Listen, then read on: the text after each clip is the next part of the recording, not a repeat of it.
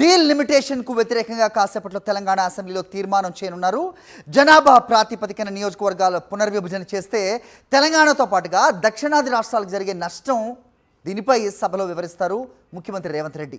Deal limitation ప్రక్రియ ప్రారంభం కాకముందే ఆరోపణలు చేయడం సరికాదంటూ బీజేపీ ఆగ్రహం వ్యక్తం చేస్తోంది.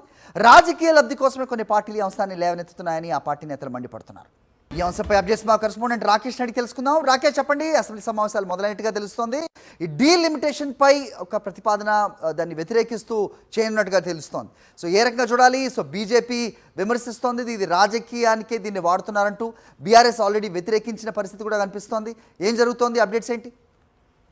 తెలంగాణ శాసనసభ ప్రారంభమైంది. ఈ రోజు 4 పత్రులపైన సభలో మంత్రులు ఆయా పత్రులపైన చర్చను ప్రారంభించారు. చర్చ కొనసాగుతుంది. ఇక మధ్యాహ్నం తర్వాత డీలిమిటేషన్ పైన ఈ రోజు అసెంబ్లీలో తీర్మానం చేసే అవకాశం కనిపిస్తుంది. దీనికి సంబంధించిన కసరత్తు కూడా ఇప్పటికే చేసినట్టుగా సమాచారం. ఈ నెల 22న చెన్నైలో జరిగితే డీలిమిటేషన్ వ్యతిరేకంగా జరిగిన మీటింగ్ ఉందో దానికి అనుగుణంగా అసెంబ్లీ తరఫున ఈ రోజు తీర్మానం చేసి కేంద్రానికి పంపించాలనే యోచనలో ప్రభుత్వం వస్తోంది. డీలిమిటేషన్ పూర్తి స్థాయిలో వ్యతిరేకించడం లేదు, కానీ ప్రస్తుతం దక్షిణ రాష్ట్రంతో పాటు తెలంగాణకు ఏదైతే పార్లమెంట్ లో ఎంతైతే సంఖ్య ఉందో అంతే సంఖ్య శాతం ప్రకారం పెరిగితే ఇబ్బంది లేదు, కానీ ఆ జనాభా ప్రాతిపదికన కనుక డీలిమిటేషన్ చేస్తూ తెలంగాణతో పాటు దక్షిణాది రాష్ట్రాలకు అది అన్యాయం జరుగుతుంది. తద్వారా భవిష్యత్తులో ఇబ్బందులు అవుతాయి అనేది తెలంగాణ ప్రభుత్వంతో పాటు అధికార కాంగ్రెస్ బీజేపీ యొక్క వాదన. ఈ అంశానికి అనుగుణంగానే ముఖ్యంగా జనాభా ప్రాతిపదికన కాకుండా ఇప్పుడున్న రేషియో ప్రకారం ఎంతైతే పార్లమెంట్ సీట్లు ఉన్నాయో అంతే రేషియో ప్రకారం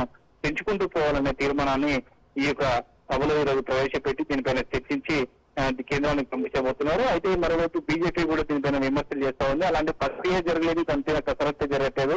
అలాంటప్పుడు ఈ అంశం ఎందుకు తలెత్తుతుంది, ఎందుకు ఈ అంశాన్ని తెరపైకి తీసుకొచ్చారని కూడా విమర్శలు చేస్తోంది. కేవలం రాజకీయ లబ్ధి కోసమే బీజేపీ వ్యతిరేక పార్టీలను కూడా ఈ తరహా అంశాన్ని తెరపైకి తీసుకొచ్చి ఇబ్బంది పెట్టే ప్రయత్నం చేస్తా ఉన్నాయి. ఒకవేళ నిజంగా ఇలాంటి చర్చ జరిగితే మేమే చెప్తామంటూ కూడా చెప్తున్న పరిస్థితి కనబడుతుంది. ఈ రోజు సభలో తీర్మానం సందర్భంగా బీజేపీకి సంబంధించి ముఖ్యంగా, ఎందుకంటే అధికార కాంగ్రెస్ తో పాటు ప్రతిపక్ష బీఆర్ఎస్ ఎంఐఎం పార్టీలు తీర్మానానికి అనుకూలంగా మాట్లాడబోతున్నారు.